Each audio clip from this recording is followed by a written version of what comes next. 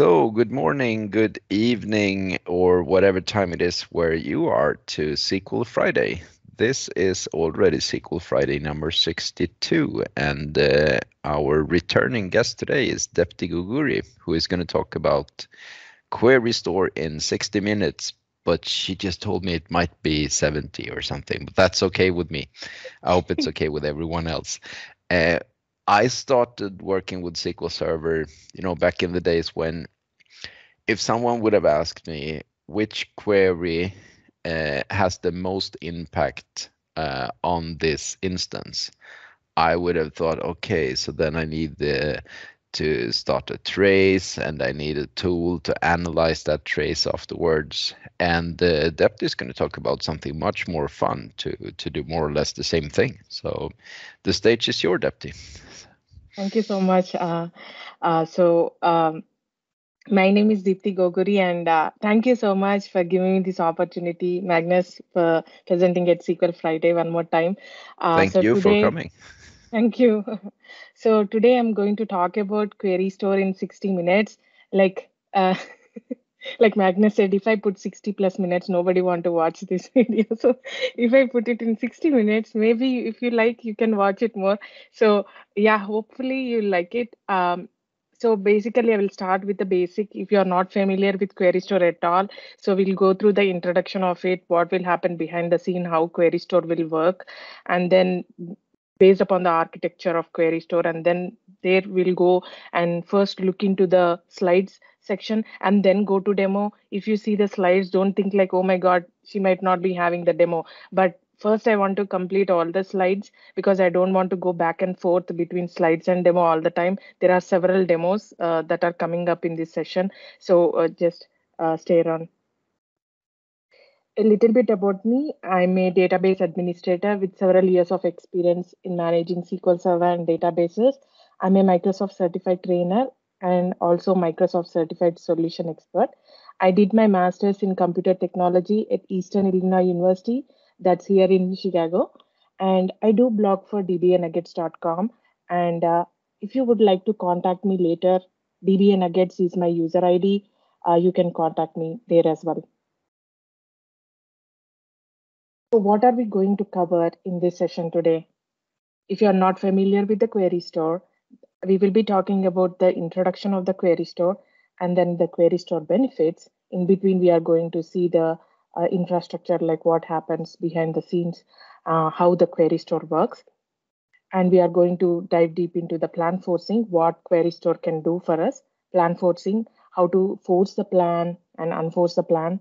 And if you force a plan, there might be some failures that you might see. So, what are those failures? Why do they cause, and how to, how to get around them?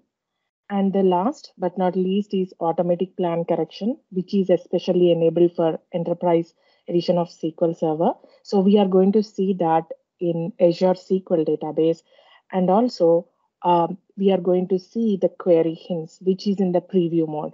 So that's the last demo. Let's talk a little bit about the introduction. Query Store feature is introduced in SQL Server 2016. So basically what it does for you is you need to enable that on the database which you want to capture the queries. So Query Store will actually capture your queries, not only the queries, but all the resource consumption information of your query execution plan. It will also save the query ID, query text, execution plan, CPU, IO, memory, whatnot, all of that information once you enable the query store on the database. So when you have a SQL server, you do not have query store enabled on any of the databases. If you want to go ahead and capture, you need to basically go ahead and enable at the database level. So by capturing this information, right, uh, you might be having some of the queries in my environment. I have more of them. They continuously go ahead and create so many execution plans. There might be parameter sniffing problems, and because of many reasons, your execution plan might be changed all the time. So if you have the plan cache, general plan cache, You can go ahead and see the latest execution plans, but you cannot get that ability to go ahead and see the execution plans over time capturing, so that you can go ahead and compare why my query is producing so many execution plans, and how can I know previous execution plan is better or the new one is better. Query store is a way where you can go ahead and compare the execution plans side by side. You can choose manually. You can go ahead and analyze both of the queries side by side, and you can see and compare all the resources they are using, and you can go ahead and force the plan that you might think will be optimal. You can go ahead and manually force it with a very easy step. Just with a single click, you can go ahead and force that execution plan. So once you force a plan, the next time you run the query with any parameter, let's say you are using a stored procedure, the next time you run the stored procedure, it will definitely go ahead and use that forced plan that you choose, which is cool, right? Because many times DBAs, we have several other works to do, and if any developer comes and asks like, hey, why is my query running pretty slow suddenly, what is going on? Query store will give you an easy way to go ahead and view at least the query, why it is running slow, very quickly, so that you can go ahead and analyze and fix the problem quickly as well. So it is disabled by default on the SQL Server, and it is also disabled by default on Azure Synapse Analytical Database. If you are on Azure SQL Database, it is enabled by default. And you cannot enable this on master or TempDB databases. Um, you can enable it on model database. You know why we enable something on model database? The next time we create any database, those features will also be created on the new database, right? So, but you cannot create on these two database, master or TempDB database. So how query store works? To understand this particular part, I really felt a little bit of hard time. So I read Microsoft Docs, and I thought of making a flow chart kind of thing to get me understand. I think I understood properly. So I thought of putting this together in the presentation as well. So let's see. Whenever a query is submitted to the SQL Server, right? The first thing that happens is it will check if it is running for the first time. So if the query that you are running is running for the first time, it will go ahead and do the compilation and the optimization. If the query is not running for the first time, it will go ahead and check if that plan for that particular query is already in cache. If it is not in the cache, for example, there might be a memory pressure on the server, and that particular plan might be evicted out of the cache. In that case, it will go ahead and compile and optimize one more time. If it is in the plan cache, if the plan is already in the plan cache, then all right, then it will go ahead and take that plan from the plan cache. But if if it created the brand new plan, or if it captured the plan out of the cache, the common step that happens is it will go ahead and check for the recompilation. So an example scenario of recompilation might be updating stats, um, or there might be the failure on the forced plan. Like you forced a plan, but something happens, like somebody dropped the index that has been used inside the execution plan that you actually forced. In that case, a new plan will be get generated, right? So it will go ahead and check if the plan that got generated, or if the plan that has been captured from the plan cache, is it same as the forced plan. So first it will go ahead and check that. No, it's not the same as the forced plan. So if that is the case, then it will go ahead and capture and get that forced plan. It will apply that forced plan. But if the plan that has been created or captured from the plan cache is already a forced plan, is the same plan, then it will go ahead and proceed. So the next step that happens is, before even running the plan, right, it will go ahead and asynchronously put the query text information of your query and query plan information of your query in the plan store in memory. That thing will happen asynchronously. Then the query executes. So when the query executes, that's when the runtime stats will be captured. So the runtime stats information will be captured in the runtime stat store. This is also in the memory. So once the runtime stats information is captured asynchronously again, once the interval has been reached, the interval is based upon how much we apply for the query store. We need to go ahead and choose that interval. Let's say we choose the interval as 15 minutes. Once all the information has been captured, the runtime stats and the other information from the plan cache and the runtime stat store will go ahead and asynchronously push that information. Once that threshold, the interval has been reached, it will push that to the query store schema, which is inside the database itself. It will save that information on the primary data file of the database. So that's an overview of how the query store works. So basically, no matter if a new query gets generated, it will go ahead. If the particular query is actually having a forced plan, it will go ahead and check if it is similar to the forced plan. If it is not, it will go ahead and apply that forced plan. If it is same, then it will go ahead and proceed. That's the main one we need to remember. And all the information that has been captured in the memory, right? The plan store and runtime start store. Once the interval has been reached, sometimes it definitely do not have to reach the interval based upon the query, based upon the traffic. It might also push that information, aggregated information to the query store schema onto the disk. So we have plan cache, right? When we have servers, we do have plan cache, but how is that different with the query store? You might say, hey, we do have a plan cache. It also saves the execution plan. So how is it different? If you have in the plan cache, right? Plan cache, plan query, like execution plans get flushed out on every server restart. If you do patching or for any other reason, if you wanted to restart your SQL services, plan cache, it is flushed out. But uh, if you have the query store, all of the information that gets captured inside the query store will be retained based upon their cleanup policy. If you choose the cleanup policy, let's say 15 days, once it reaches that 15 days, then it will go ahead and flush out, like it will go ahead and clean up all the oldest data within the query store. Plan cache will save the latest plans, but the query store will collect the plans over time. Plan cache, if you have the memory pressure, the first thing that happens is SQL Server will go ahead and check for the least recently used execution plans um, and push these back. Right, it will flush and evict these plans out of the cache.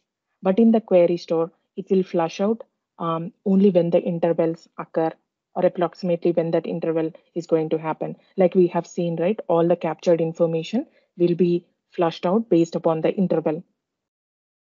And if you use a plan cache, it is very difficult to know why the plan has changed, what is the reason for the change, and what was the previous execution plan. All of that information, very difficult to troubleshoot the problems very quickly. But in the query store, it is very useful for the troubleshooting performance problems.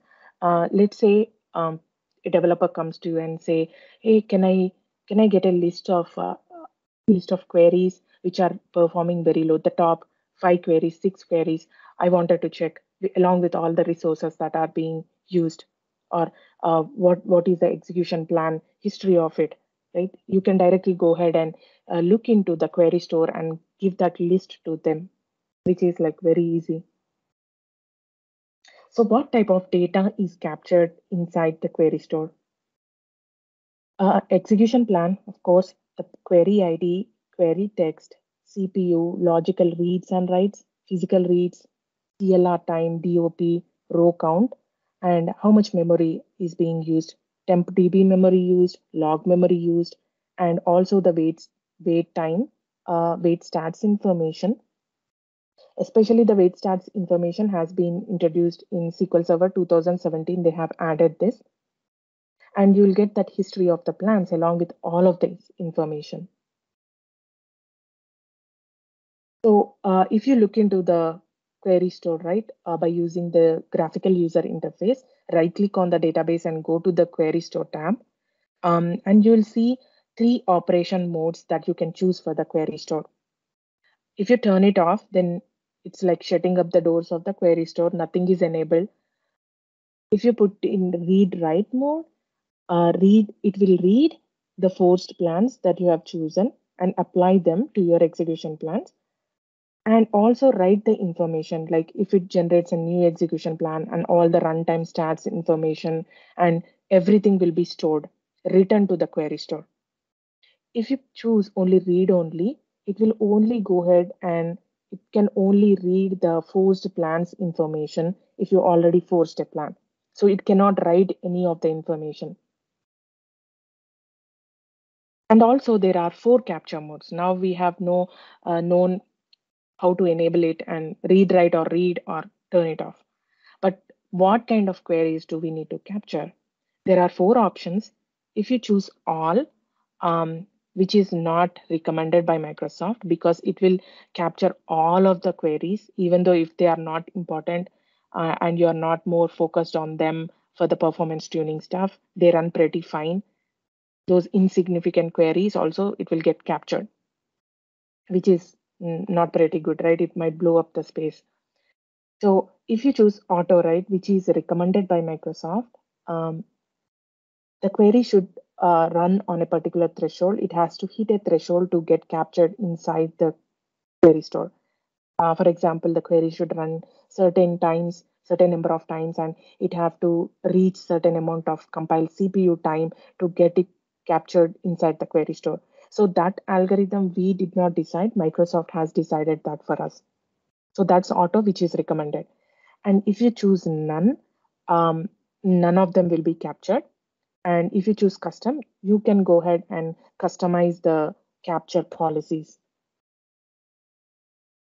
There are some of the query, like what I am showing here are only certain query store options. If you wanted to see all of the options that are available, you can follow the Microsoft Docs down below. We are also going to see in our demo of how to choose these query store options. So the cleanup policy is is that we are telling query store that go ahead and clean up the oldest data in these many days. It is 30 days by default, but you can go ahead and change it as per your needs. Second one is data flush interval in seconds. It is 15 minutes by default. So it will collect all the interval information for the 15 minutes, and every 15 minutes it will go ahead and flush out the data that has been captured to the disk. Max storage size is by default, it is 100 MB on SQL Server 2016 and 2017, which is very small, right? You can go ahead and change that. And for 2019, it's 1 GB by default. Again, you do not have to accept the defaults, right? You can go ahead and change that. So what are the query store benefits? Like I said, you can go ahead and compare your execution plan side by side, identify the regression, what might be causing the plan changes, um, and what are the resource differences between each of those executions.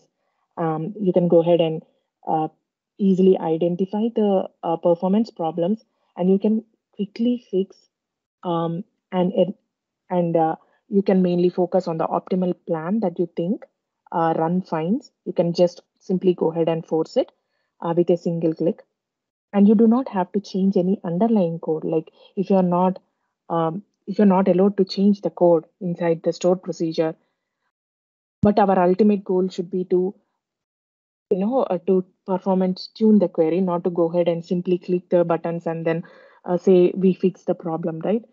We need to ultimately go ahead and solve the query itself, performance tune the query, talk to the developer if they have to change anything. We need to make sure that is happening. But if you're not allowed to change any of the code and if you have to fix the problem immediately, query store will give this wonderful feature of forcing the plan. So, which is like very beneficial. And use case, personally, I use Query Store on when I did the database upgrades. So since many years, I have been doing several database upgrades, and once a query store feature has been introduced in 2016, I started using that feature especially for the database upgrades. So um, let's say I have a database 2012. So we mainly migrated all the way from SQL Server 2000 to 2016, but Query Store got introduced in 2016. So there are some scenarios where we have to migrate SQL Server 2012 to 2016. So once you migrate the database, you will still place the database in the older compatibility mode and then turn on the query store on the database even after we migrate to the new environment, just to capture the baseline for our database upgrades.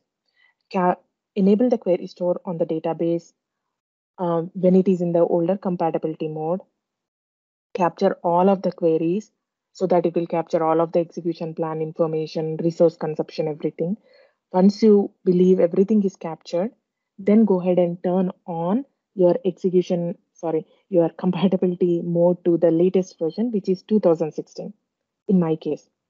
So once you enable that, and then the traffic comes in, queries runs, and if there are any queries that are not performing well after the upgrade, this will be a wonderful way that query store will also capture those, because you turn on the compatibility mode, but you also have the execution plan information and the resource consumption information just like before the upgrade, because you also captured that information on SQL Server 2012 compatibility mode. So you can easily go ahead and see the queries which are performing badly. Most of the time they should work fine, right, to the newest compatibility mode, but that's not always the case. There are always some queries which won't perform well. In that case, you can go ahead and compare and see, hey, this was my execution plan previously. Wow, this was running fine. What happened now? It created an entire new execution plan and the resource consumption was more. You will not have, sometimes you will not have much time to go ahead and fix the problem immediately, but you need to solve the problem, right? Because after the upgrades, people are always being alert to see if something goes bad. So you can directly go ahead and compare both of them and simply go ahead and force the oldest good plan, which is really cool. If you do not enable the query store in the oldest compatibility mode, and if you just go ahead and upgrade the newest compatibility mode on the newer environment, you will not have that ability of knowing what was your oldest good plan. So this will give you a baseline to nicely capture the oldest good plans as well as the newest good plans, and you'll have that space of comparing both of those execution plans side by side. So it was very helpful to me. I had cases where developers were rushing to my cube saying, hey, you upgraded the database, but what happened? This query is running terribly. So can you please look into it as ASAP? Because this is production, right? So that time I went ahead and forced the plan, the oldest good plan, and it was running fine until the developer has solved the problem by looking into the uh, why it has actually chosen a different plan and why it is taking more resources on the newer environments. So there are three stores in the query store. Plan store, it will store the plan information along with the query ID, query text, those kind of information. Runtime stat store stores the runtime stats information. Wait time stat store, of course, it stores the wait stats information. It have different categories inside this wait stats. So it will go ahead and choose which category does it have to go and then aggregate that information. So there are certain catalog views and based upon the for the query itself. Sys query store query text, context settings, store query, and store plan. These are related to the query text, query ID, and the execution plan. And there are also stats related catalog views, which you can use by going ahead and querying these catalog views, right? You can get all of the captured information from these views. So stats related, um, runtime stats information, wait stats information, and runtime stats interval information also will be captured. So I had a hard time of understanding what this runtime stats interval is. So, for example, let's say we have chosen the runtime stats information as 50 minutes. So you have chosen the interval for 15 minutes. So in that 15 minutes, your queries are getting captured, right? For 15 minutes. Let's say a store procedure will be, it is very, it is very important store procedure. It runs 100 times in 10 minutes, but you have put in 15 minutes interval. So no matter how many times a query runs, no matter how many times in this case, the store procedure runs more than 100 times or 1000 times, you still have only one row per query in that particular interval. So, right, one, no matter how many times it runs in that particular interval, you have only one row for that particular query. So it captures that information, it aggregates that information, that runtime stats information and everything. And once the interval has been reached, sometimes based upon your traffic, it might also push that information to your query store. So once that interval has been hit, right, all of the data has been, it will be moved to the query store. Then the next interval starts. The interval one is completed, and the next interval number two starts. And no matter how many times the same stored procedure run again it will get only one row per query. So that thing. So I I tried understanding by looking into the Microsoft Docs down below. If you wanted to know more about these intervals, please follow that link down below. And certain store procedures that you can definitely go ahead and use to force the plan, to unforce the plan, to remove the plan from the query store, or to flush out the query store to database, or to reset execution stats. The most important one that is in the preview mode currently is SP query store settings. So we are going to talk that in our demo more about it. Let's talk a little bit about the plan forcing. Plan forcing is just like the use plan query hint.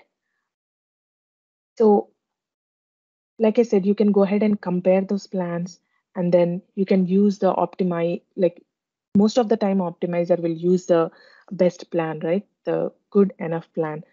But sometimes it maybe because of the parameter sniffing problems, it will go ahead and create many execution plans based upon those parameters, which we do not want, right? You can go ahead and um, force force a optimal plan that you think by comparing the different execution plans. If you go ahead and force a plan, right, it will run fine. The next execution will be running the same forced plan. But in some scenarios, let's say you forced a plan and there is an index being used inside that execution plan, and for some reason and another DBA or the developer, they run a query saying get me that unused indexes list, right? And your query will run only only certain times of an year, like quarterly or monthly, and they have run this query of give me that unused indexes list. And your index might have shown in that unused indexes that it might not be, like, saying that it is not being used. And your developer or DBA might think, let me go ahead and delete this by using that automated script that has been generated to just run it. But that index which they dropped has is being used in your forced plan. So in that case, the query will be trying to use this forced plan, but poor query, it we do not have an index. So it do not have any option. It have to create a brand new, it have to go through that optimization phase and then create a new execution plan. But it will cause a failure because we as a DBS we need to know we forced a plan and we thought everything is fine, but it failed, right? It created an entirely new execution plan. So we need to know a way of why it has created a new plan. So it actually captures that failure information within the query store as well, the latest failure information. So you might be thinking, oh my God, if it fails, okay, it will go ahead and generate a new execution plan, but will the users know about it? Will it fail and then they have to run it again and a new plan will get generated, or how does that work, right? No matter if you have a forced plan, if it fails for any reason like dropping the index, the query will not fail. It will not show uh, any delay. All it will do is it will go ahead and optimize a new query plan and it will use that. But the users, they will not see any difference. The query will run fine. But as a DBA, we need to know why it has actually failed, and we should be able to fix that problem, right? So there is a way that you can see these failures. We are also going to see that in our demo. So to force the plan and unforce the plan, you can use the store procedures like SP query store force plan, SP query store unforce plan to unforce the plan. Let's talk about the failures. Just a moment ago, I have said that we can see the failures when we drop an index, or even though if you go ahead and change the schema of the index that has been used, if you drop the existing one and recreated the one with a different schema, that particular force plan has already have that information of a different index. Now you have created a different, you have modified the schema. Even in that case, there will be a failure. The query doesn't, the user will not face any issues. The query runs fine for them, but the information of these failures will be captured where you can go ahead and check. And some of the failures will show as no plan because you have remodified the schema of the index. So there is no plan associated but with that new index that you have created. Or there is no index because you have dropped the index that is being used in the force plan. So that is the failure reason. How to monitor these failures, right? By using graphical user interface, you can go to queries with the force plans, right click and see what is the latest failure. You cannot see all of the history of the failures. You can only see the updated, the latest one by the execution plan, the force plan has failed.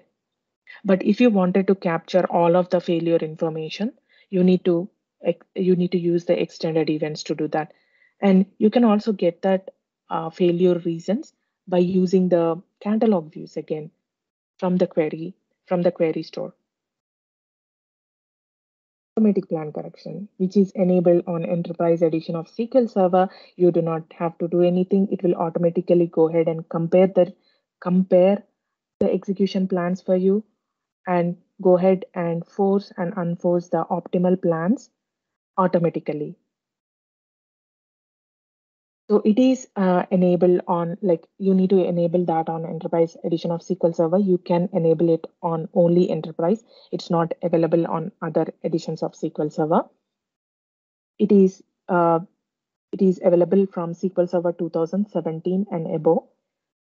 As I told you, it will go ahead and continuously monitor the regression, the changes that are being happening inside your execution plans and the resource consumption. It will go ahead and automatically compare and then force the plan. Let's say you have a stored procedure uh, which has a force plan on it, and then which is done by automatic plan correction, and then it will not stop there by forcing a plan. It will go ahead and continuously monitor it because there might be the reasons of a different execution plan creation again, because of the failure, because of the force plan failure, or because your stats has been updated, you rebuild the indexes. There might be several other reasons that a new plan might be generated. So automatic plan correction, it will go ahead and continuously monitor why there is a regression, and if the new generated plan is better and optimal, it will go ahead and automatically unforce the old good plan and force the new good plan. It will force the new plan so that the next execution will be using the new plan. But there it won't stop. It is a cycle of process where it continuously go ahead and monitor the execution plans, and it will adjust accordingly. You have to enable it. You can enable it by using Azure portal, by using GUI, or you can use the Transact SQL to do that. So if you use the Transact SQL, alter database, give the database name, set auto tuning, force last good plan to be turned on, which will turn on your auto plan correction. And If you wanted to know what is the reason for your last um, last like what is the reason for the change in the plan, why did the automatic plan correction change the plan from the oldest good plan to the newest one? Why did it change? If you wanted to know the reasons, you can use sysdmdb tuning recommendations DMV to find that information. You can run this DMV on your standard edition of SQL Server, but you'll not see any results. If you have enterprise edition and if you enable automatic plan correction, then you can go ahead and see the reasons if there are any plan changes. By using the Azure portal, go to the database and intelligent performance. Under the intelligent performance, you see automatic tuning. You need to turn that on in the option force plan. So force plan, you have those options. You need to turn that on. And let's talk about query store hints, which is in the preview mode. So not all the time you will be having the um, not all the time you will be having the ability to go ahead and change the underneath code, but you might be having those parameter sensitive queries. And for query store hints is especially for solving the specific queries um, without changing the underlying code. So you have the query hints, right, that you use in your queries, like recompile and then option recompile or set the max stop to 1 or those kind of.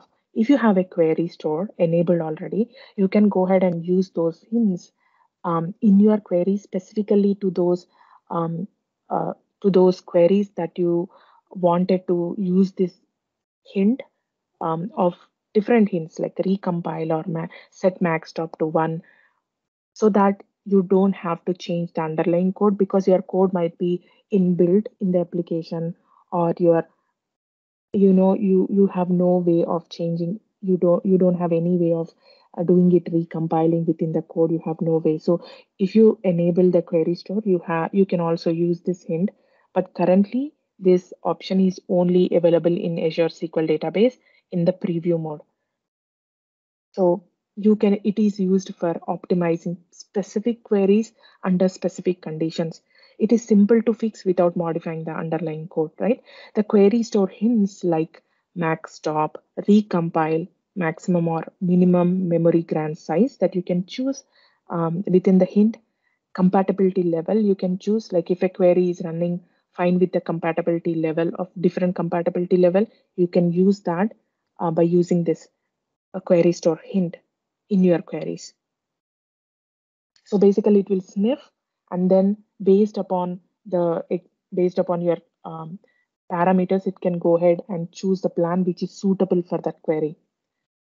So we are going to see that in our demo as well. So it's a two-step process. First, you need to get the query ID from the catalog view for which query ID you want to actually place that query store hint, right? So first get that query ID and then use the store procedure, SP query store set hint store procedure, to give the query as a parameter, query ID, let's say query ID 5, and give the value of the option of the query hint that you wanted to use. Example, recompile.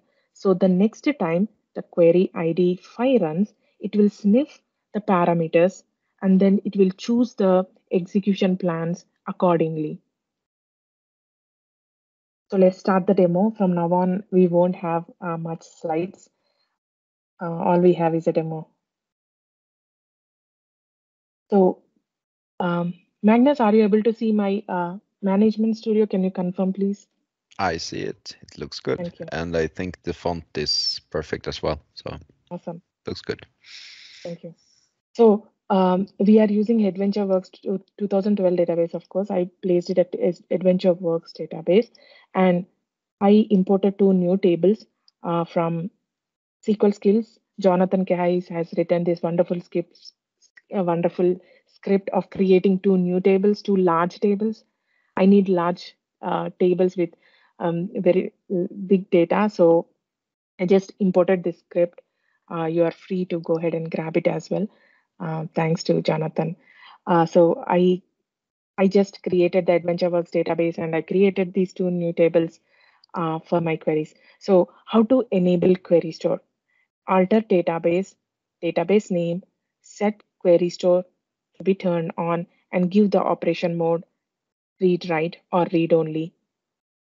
So I'm doing read write here. And like I said, we have several options, right? Let's go through these options one more time. The set query, again, the operation mode is read write. Cleanup policy. When do you want the oldest data to be cleaned up? Which is 30 days by default. And data flush interval in seconds. When do you want to flush all the data in the interval of 3000 seconds? You want to flush that to the disk. And sometimes your interval might not have to be reached. It is not a necessary thing. Sometimes based upon your workloads, based upon the traffic, it might also flush out to the disk before the interval occurs. Maximum storage size in MB is by default 500 MB for SQL Server 2016 and 17, but you can go ahead and change that. Interval length, minutes, right? Every 15 minutes, it will aggregate the stats information. And like I said, no matter the query, how many times it runs, it only have one single record in that particular interval, right? So every 15 minutes, the new interval occurs. You will get the interval IDs as well as you go. So size-based cleanup mode is auto. What do you mean by that? It will automatically go ahead and clean up the query store once the maximum storage size will reach 90%. So here we have 500 MB, right? So once it reach 90%, it will automatically go ahead and clean up the old data. Capture mode query, capture mode is auto, and maximum plans per query is 1000. I need to change this. This is too much. So maximum number of um, maximum number of plans that you can have per query in your query store is 1000. Or you can change that. 1000 is too much. You can change that according to your workload. And wait stats capture mode is turned on. So I wanted to do this. Please do not run as is in the production because you need to know what options to choose based upon your workload and the data size, traffic that is coming to your database. This is just my demo, so I can do anything here. So once I have turned on those options, if I wanted to choose what are my current options, you can get that by using sys database query store options. If you execute that, you can see all of the data that you have been chosen, the maximum storage size and then interval length in minutes and all the other information. So now what I wanted to do is I wanted to simply go ahead and clear out my query store just in case I have practiced this before, so I don't want anything to be here for my demo. So alter database, database name, set query store clear will clear out my query store information. I wanted to free up my cache as well. Now I just wanted to run some random store procedures just to show you how it will capture the execution plan information within the query store. I'm executing it. And so we have enabled the we have enabled the query store on this database, right? So expand that. Once you enable the query store, then only you'll be able to see the query store folder here. Otherwise, you'll not. If I see the test, right, you won't see any query store folder here.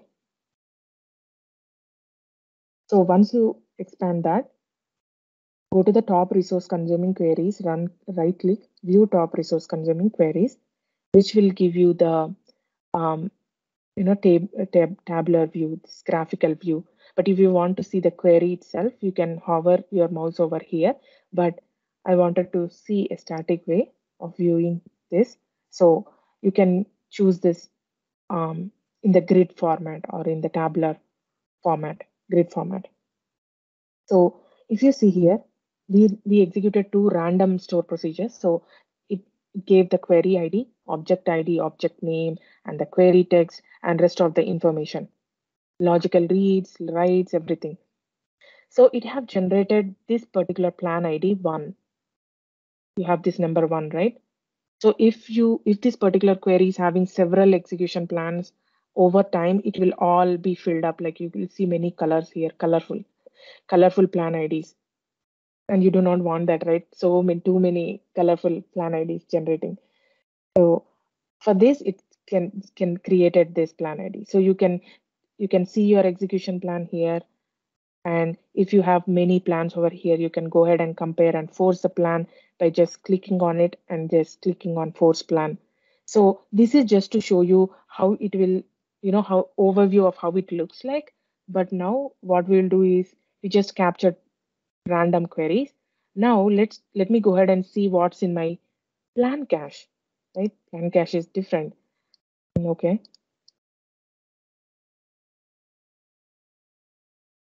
So this is my plan cache. I have the same two queries stored in the plan cache as well. So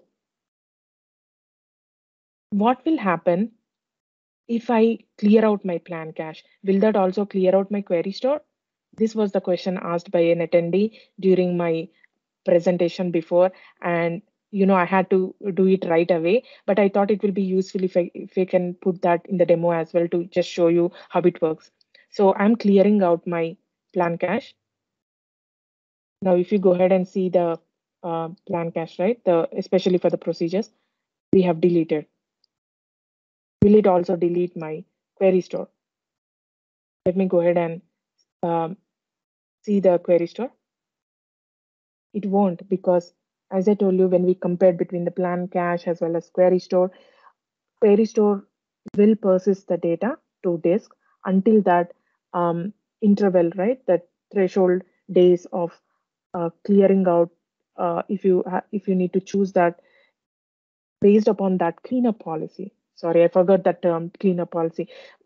Based upon the cleanup policy, it will go ahead and clean up, but until then, it will persist the data to the disk, the query store information. Now I wanted to also clear out my query store. Now if I go ahead and run this particular query again, it will clear out everything. So everything is clear out. Now what I wanted to do is I wanted to run um, two different, two same um, ad hoc queries with a different IDs, meaning they are considered to be different queries, right? They are ad hoc queries. Let me run this and then go to the query store here and then click on the refresh to refresh the data. And they got the different query IDs, and then uh, you know um, they created the two different query IDs. If you look into the query itself, if you look into the query, they are exactly the same, but they got different IDs, right? That is treated as different queries. That's why they got two different query IDs.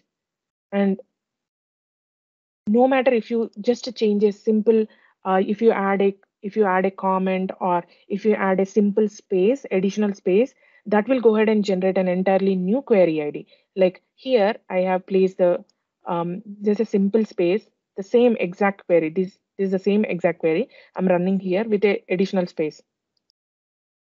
If you go to the query store, refresh, right? It created a new query ID. The same exact, if you see this query text, right? The query's text, it is the same, but it completely generated a new plan ID. And we do not want too many query IDs for our ad hocs to be filled up our query store, right? Because we will be having certain amount of space that we allocate for the query store. So that is the reason it is always suggestible. It is always suggestible, no matter if you are using query store or not. It is suggestible to put your queries by placing the parameters, put those queries in your stored procedures so that you will have the same execution plan and um, query ID for your query. So if I place the same query in our stored procedure, I have created a stored procedure by giving the product ID as my parameter. Now I wanted to clear out my procedure cache and the query store. Everything is clear right now. So I wanted to run that particular store procedure that I just created by using the two new parameters. Okay, let's see if they generate the new plans. We do not know. Let's go ahead and see. Let me enable the execution plan on. If you see the execution plan, right, they have created two new plans. The first one gave the index seek and key lookup. I believe we have very less results here. A clustered index because we are having more results. There are two different, they are parameter queries, same store procedure, but parameter sensitive queries. If you see here, the first one here at the bottom, if you see 385 rows, but the second one gave you like what 237k rows. So based upon the parameters it have chosen. But what if this is my demo, right? There might be several other reasons why it is doing the parameter sniffing, and you wanted to go ahead and change that. You wanted to force that, right? You want to choose the plan for that. Refresh and see the same um, exact information. But here, if you see only one query ID has been generated for that particular store procedure. Because it is a store procedure, it only have one query ID, but two different execution plans because they are parameter sensitive. The first one, if you see, it have run, if you hover your mouse over there, right, it has run in the total duration of 43 milliseconds, but the new one has actually run in like 1200 milliseconds, the second one. So what I wanted to do is, if you wanted to compare, you can just go ahead and highlight both of them and then use this option here to compare the plans for the selected query. And then go ahead and compare and see all of this information. If you see the properties, you have how much compile CPU time, compile time, and then all of the other information. And you can compare the plans and easily decide which plan you wanted to choose. I wanted to go with index seek and key lookup. So all I have to do is, let me put this aside. So what I wanted to do is, this is running pretty fine here. So I wanted to go ahead and choose index seek and a key lookup. So all I have to do is select this plan ID, go ahead and click on force plan. And then do you want to force the plan one? Yes, I do. So once I click that, there is a little tick mark over here. Did you see? That means that particular plan ID one is currently forced. So from the next time you run the store procedure, no matter which parameter you use, for example, I'm using this parameter this time. If I run it, it will go ahead and use the same forced plan. If you see the results and then execution plan, right? It is as index seek and the key lookup. And if you go ahead and refresh this, none of the other plans have been generated because it is currently using the same forced plan. So that's how you can force a plan. So how to unforce the plan? I wanted to unforce the plan, right? So you can simply do that by using graphical user interface or by using Transact SQL, by using the store procedure. Now let's see by using the GUI. Just go ahead and click on the plan ID that you wanted to unforce and click on unforce plan. It will ask you, do you want to unforce a plan for the query one? Yes, I do. If you do that, it will unforce the plan automatically. So now let me go ahead and force it again because we want to continue doing our demo. Now, I wanted to place my database in the, not the database, but the operation mode of the query store in the read only. That means it will not write anything to the query store. That means it won't create any new execution plans or it won't capture any of the runtime stats information. All it does is it will go ahead and read the forced plan and it will apply that forced plan. Let me go ahead and do that. And let me go ahead and clear out my procedure cache. And then if I execute this one, right? So if I have cleared out my procedure cache. So if I run this, it should not, uh, it should not create anything. It will go ahead and use the force plan directly. We'll go ahead and compare and use that. So I'm executing that. Now, if you go ahead and refresh this, it won't generate any new plan. It will just go ahead and just as a regular process, it will go ahead and use that forced plan. So it won't write any of the information. Let me go ahead and turn off the query store by altering the database, give the database name, set query store to turn off. This will turn off the query store. So that is my first demo. Let me show you the second one. Put this aside. Okay, so for my second demo, right, I'm using a different database, Wide World Importers Data Warehouse database. So let me go ahead and clear up my cache again. And then just like we did, right, altering the database name, set query store, and give the operation mode as read write. And then the same options I'm choosing here as well, just like our previous demo.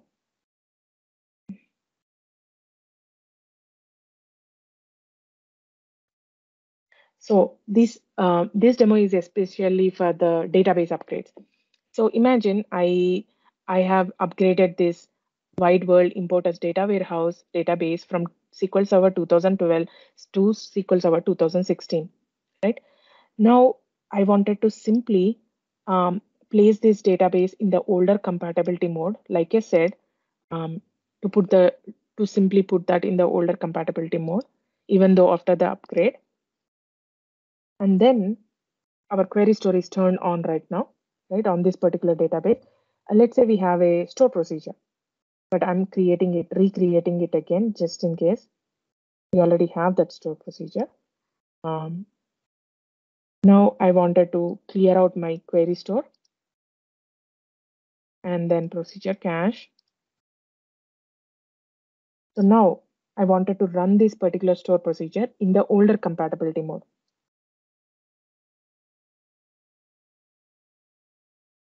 So it's executed fine. If you go ahead and look into the query store of this database,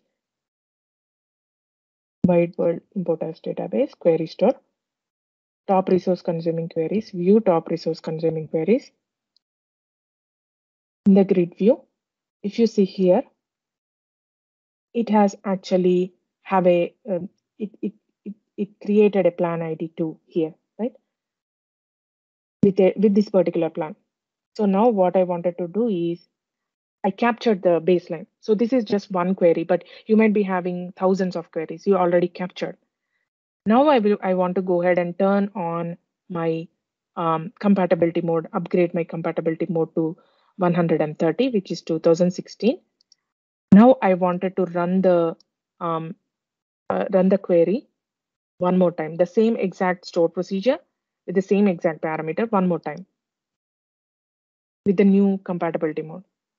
Now go ahead and see, refresh, and see it has actually created a new plan, a completely new plan. So here, this particular query has actually, if you see here, if you hover the new plan, right, it is taking 2.17 milliseconds. The first plan, the plan ID 2, it was taking 4.7, which means it is running fine here. You know, this is just my demo. I would like to show you like the way worse a query, but it was not running fine now. So, but this is how you'll go ahead and compare, right? You can go this new query. Most of the times, the upgraded databases will run the queries fine, but uh, sometimes the queries doesn't perform well. In that case, you can go ahead and easily compare before the compatibility mode upgradation, like with the old compatibility mode. This is the plan. With the new compatibility mode, this is the one. So you can easily go ahead and compare by choosing both of them, both the execution plan, and see how much resources they are being used, right? You can choose from here different, you'll find the average, you'll find the metrics of all the resources that are being used for this particular query plan. You can go ahead and compare them. So I have several queries. Once I upgraded, I have a couple of them at least for several databases I did. So as an average, I did so many, I forced a plan until the developers fixed the queries. But there was difference after the upgrade. For a couple of queries, they were running, uh, they were not running fine. So this has given me the opportunity to go ahead and compare them and force the last good plan.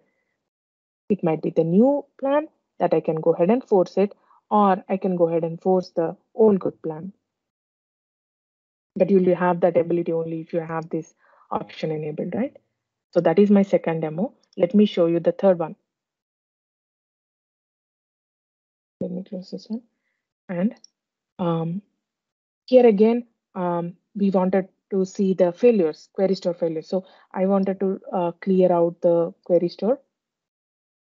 And then the procedure cache, I want to clean up as well. And here, in my previous execution of the store procedure, it have given me the supportive index to be created on the server. So I wanted to go ahead and create that recommended index that it have shown. So I will go ahead and create that particular index which is supportive for that particular store procedure, and go ahead and execute the same store procedure, and go ahead and see in my top resource consuming queries, it has created this particular plan ID. Now what I wanted to do is, I am totally fine with this particular execution plan. Now I wanted to go ahead and force this plan.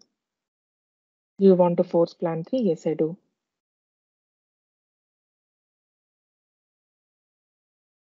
So I forced that plan, right?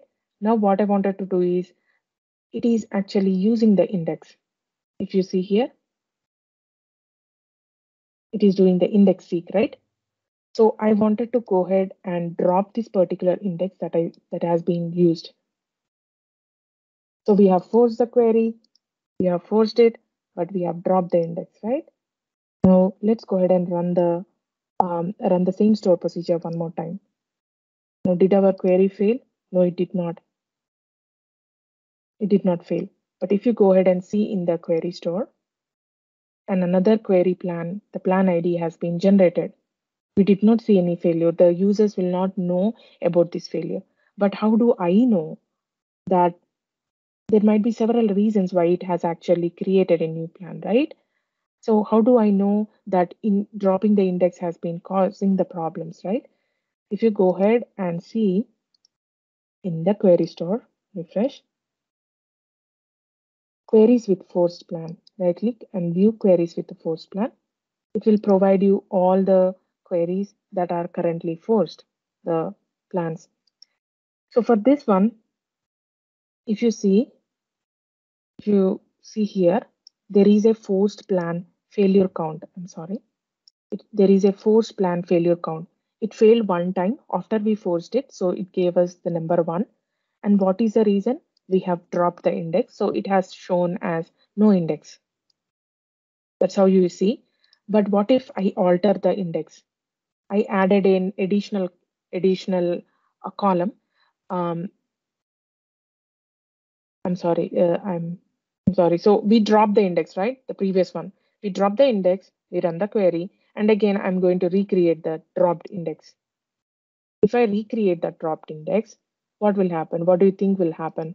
Will it go ahead and use the forced plan, or what will happen? Let's refresh and see. It will go ahead and use the forced plan because we have dropped it, right? We have dropped the index which has been used by this particular force plan, but we created it back again. So it should not be a problem for this particular execution plan to be used. So it will go ahead and use the force plan. So if you see here, if you refresh here, you see the forced plan count is still 1 because it failed only one time, right? Now I want to fail it another time. Now let me go ahead and add a different column for the index. So I'm going to drop the existing one and create the new one with an additional column. So we are altering that particular index. What will happen if I execute the store procedure? If I execute it and go ahead and refresh, right? It created it created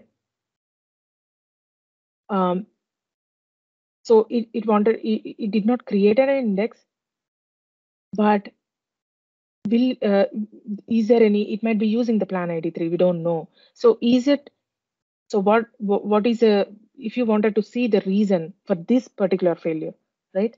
If you go ahead and see, if you go ahead and refresh this, it will show you the force plan failure count is 2 this time, and the reason is no plan. There is no plan associated with that new index that you have been generated. You have dropped the existing one and you have just altered with the same name, but still you have altered the index, right? So there is no plan associated with that index.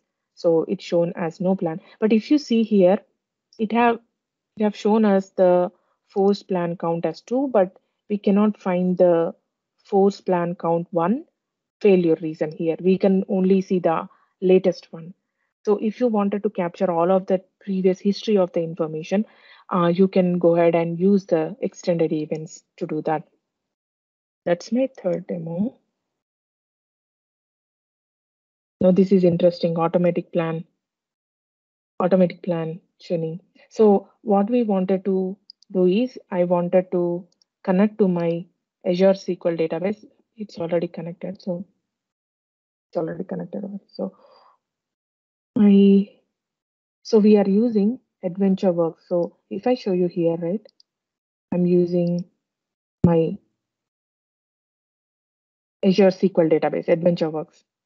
So what I wanted to do is, I will go ahead and enable the automatic plan correction for this database by setting alter database name, set automatic tuning, force last good plan to be turned on. I did that. Now, what are my options that have choose? If I wanted to see my current state of the automatic plan correction, I need to query sys database automatic tuning option to see if I enabled it or not. I'm running in the master, so I have to put that in database. So forced last good plan is desired state is 1 and it is in the turn on state. I just want to make sure it is turned on before running the query, right? Let's say we have this store procedure, the same exact store procedure we have been using on-prem and on cloud. The same store procedure, I'm creating that. Now I wanted to clear out the cache. Let me first clear out the query store and then clear out my procedure cache. Now we are creating our first workload. Just observe carefully. This is so interesting and amazing. Automatic plan correction. So I'm executing this particular store procedure that we created, and we are running it for the 50 times because we wanted to create workload multiple times and go. So it is running. Okay, now let's go ahead and see in the query store, top resource consuming queries, grid view. If you see here, we got the plan ID 1, right? Now I wanted to clear out my procedure cache. So I want to force the query to create a new plan, right? Now I wanted to create a regression. These two queries run differently. They are parameter sensitive queries. Now I wanted to create the regression just to show you how the force, how it automatically force it. So execute that. Is executing two different queries. This particular execution will create more, will produce more records. Okay. Now, if I go ahead and refresh, it created two new plans, right? Now, what I wanted to do is run the oldest workload again. This one, 942. I wanted to run it again to see if it will go ahead. See, now first I executed this particular workload, right? And then these are parameter sensitive queries. I run this. This is a different one. It created a new plan. Now again, I wanted to go ahead and run the workload 942, which is the previous one. So in that time, the in that time it will go ahead and compare. It will continuously go ahead and compare, right? So if I go ahead and do that, it is causing the regressions, right? Regressions between the executions using different parameters. So if I go here and refresh, did you see here? I did not do anything. I did not force it manually. It went ahead and forced it by itself. It automatically forced the plan. And if you wanted to see why it forced it, if you can see here, the total duration is 75.23 milliseconds. Even before continuously, before it executed completely 30 times, it went ahead and forced it. And it ran in 75 milliseconds. And this one, the new one, has run in look at the duration, 177, 17,000 milliseconds. So it went ahead and compared and it forced the um, good plan, the last good plan, it went ahead and forced it. So that's how the automatic plan correction works. It will automatically unforce and force the plan. Now I wanted to know the reason why it actually forced that plan associated with this particular execution, why it forced that one. If you go ahead and um, uh, query this DMB, right? Sys DMDB tuning recommendations. If you go here, it will show the reason. Average per CPU time changed from 1.5 milliseconds to 675 milliseconds. It is closed to show here, and it will give the name. And then the type of force last good plan. Because it is turned on, it shows us the result why it has actually forced the plan. So that is my demo. I'm going to show you the last one, which is query store hints, right? This is also very interesting. It is currently in the preview mode for the Azure SQL database. So we are using the AdventureWorks Azure SQL database. So just in case, I'm recreating the same store procedure in the AdventureWorks database. And then now I wanted to clear out the query store and the plan store and the plan cache, sorry. Now I wanted to run this particular store procedure, these two different execution plans. I wanted to run them at the same time. So this one will give, it results in many rows, and this particular execution will be giving only couple of rows. So if you execute both of them and enable the actual execution plan on, so this particular execution, right, the same store procedure with a different parameter, it has done the clustered index scan. And also this one, which gives the more less or more rows. We are going to see it here. See, the first one gave how many rows? 360k rows, if you see it down below. The second execution gave only 385 rows. So both of them did clustered index scan, because this one executed for the first time, and the next time it executed, it went ahead and used the same execution plan from the plan cache, which is not good in this particular parameter sensitive query. We want something else for this 385 rows, right? And index seek and the key lookup will be beneficial here. So I'm not allowed to change the code. So by using the query store hint, we can turn on the query hint on this particular store procedure by going ahead and finding out the query ID for this particular store procedure. The query ID is 1 for this particular query. So get that query ID 1 And all you have to do is in this particular store procedure, right? SP query store set hints, you need to mention the query ID as 1. And you wanted to use the value as option recompile so that whenever once I enable it, right? I just enabled it, just did it. So the next time the the execution, the same store procedure runs with any different parameters, it will go ahead and sensibly, it will go ahead and sniff the parameters and choose the execution plan which is suitable for that particular parameter.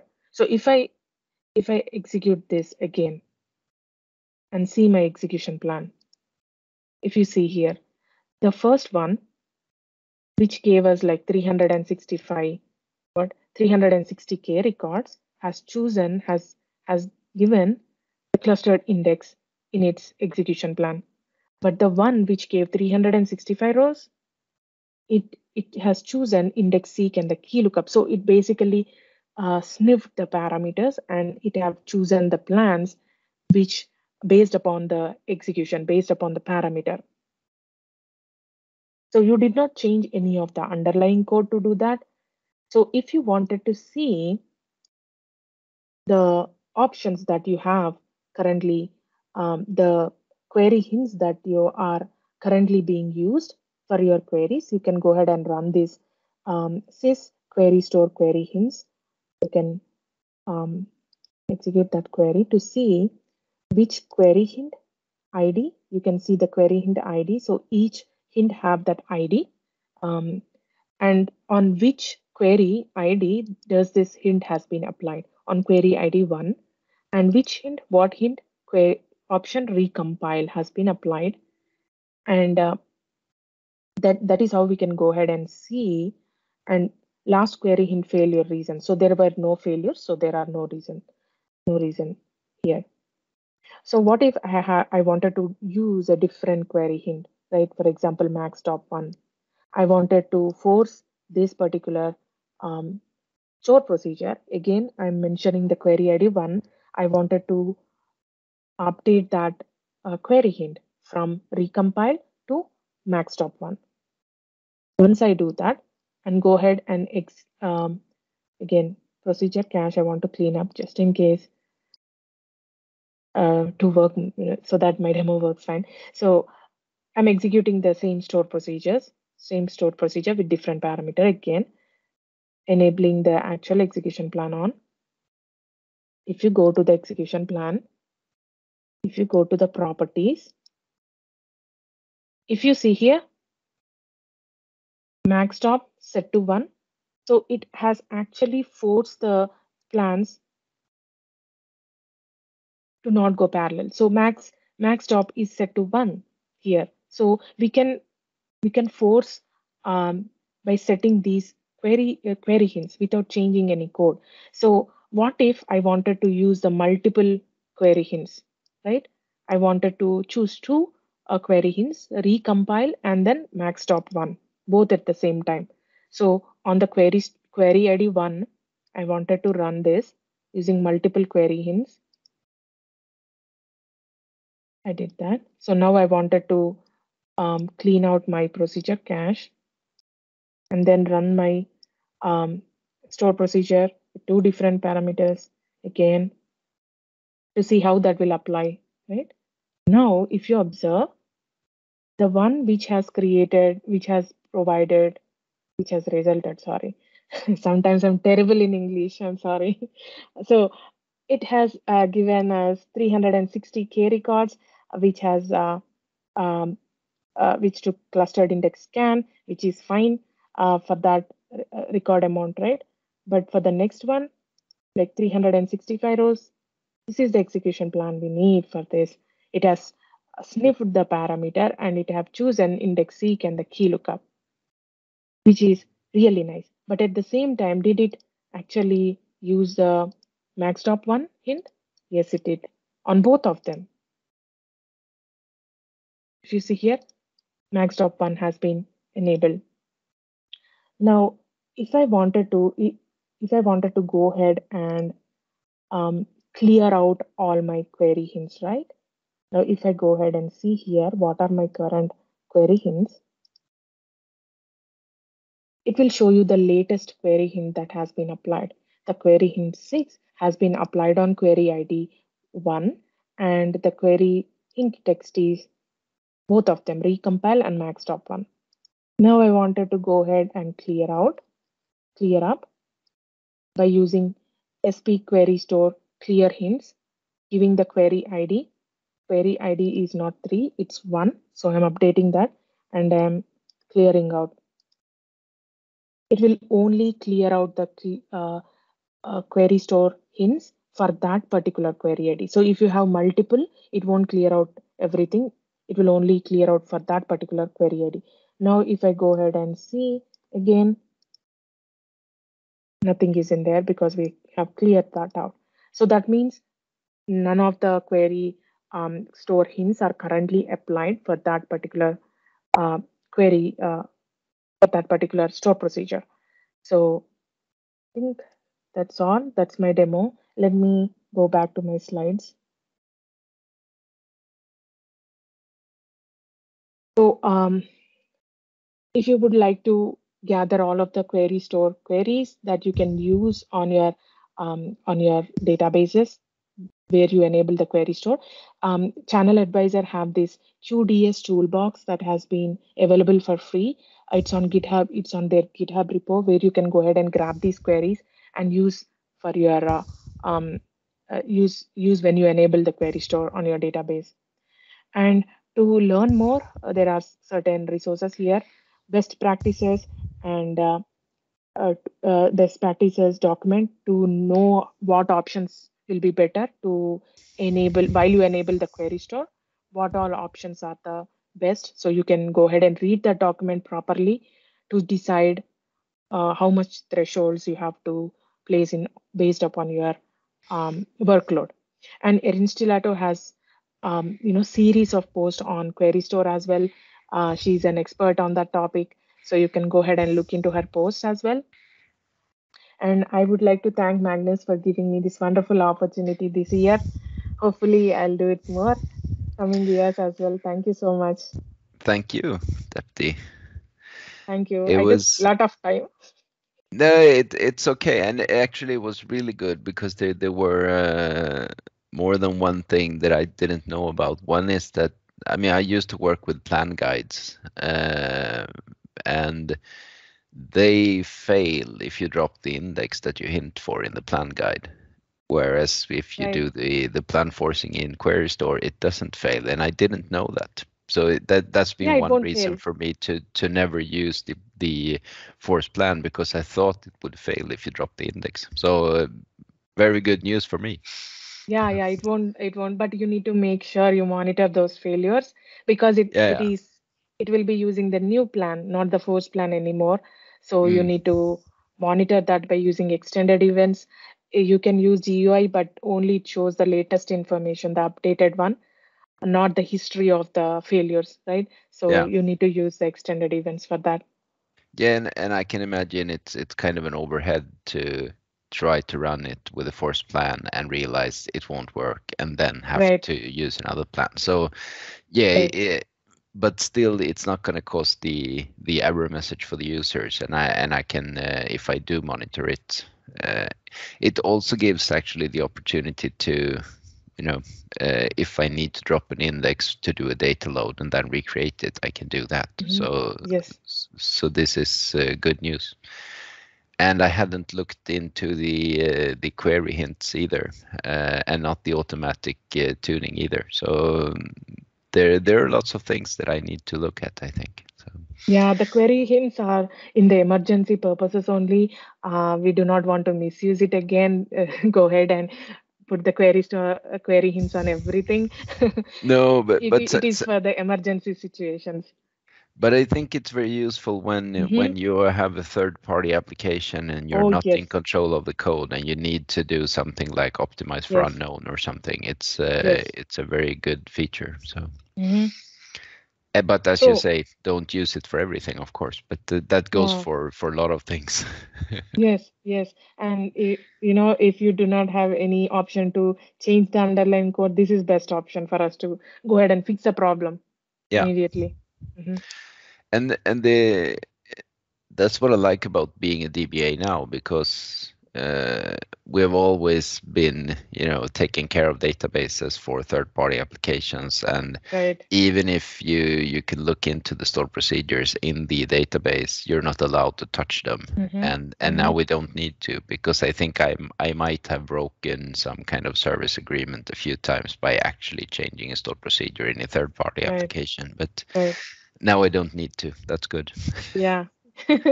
True. True. We don't have to like they don't need to get bothered. We are doing our DBA job just by forcing a query Yeah. plan. It has nothing to do with them.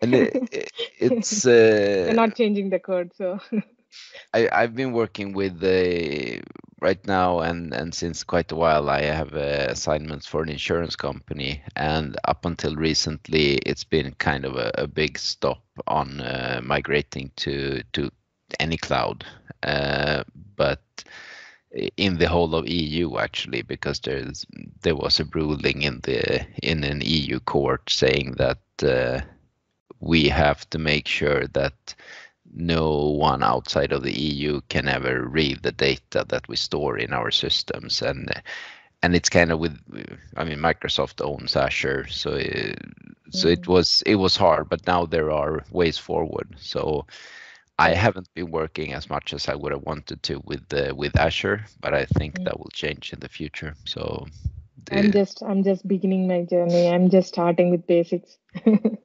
Yeah.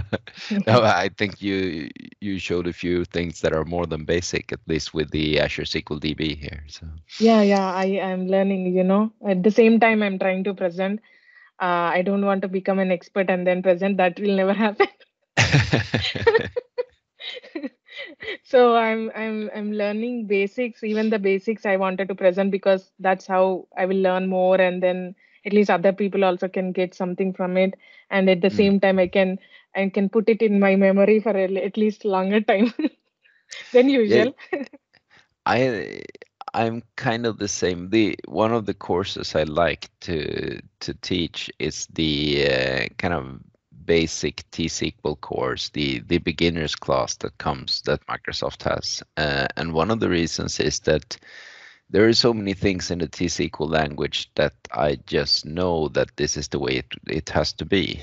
But I never kind of gave it any thought why. And then you get those questions from students, and I have to dig into it and kind of understand more of the SQL language as such, and just tell people, well, it's because this is how it's defined in the SQL standard or whatever. And so yeah, I agree. It gives a deeper knowledge to have to teach even basic concepts. So I Yeah, fully true. agree. Mhm. True. You said you were going to give another presentation later today, or did I Oh misunderstand? yeah, in 30 minutes. All right. Busy morning, right? Yes, busy morning. I didn't even have my coffee. Oh no, I have to release you so you can get your coffee. Oh no, actually it's a good thing that I'm not so addicted that without having a coffee I cannot present. This is a proof today that even without coffee, because before that I never took the chance of not having a presentation before having a coffee. But this time I can prove that I'm not an addict of a coffee. I'm not For a coffee me, addict. I cannot speak without having the first cup of coffee in the morning. Because My, this is morning, right? I just have to have a coffee before speaking. But yeah, yeah, I'm in a good shape. I had a presentation 1 hour without yeah, having coffee, which is good. yeah. I mean, that's a new goal to tick off on the bucket list. True, true.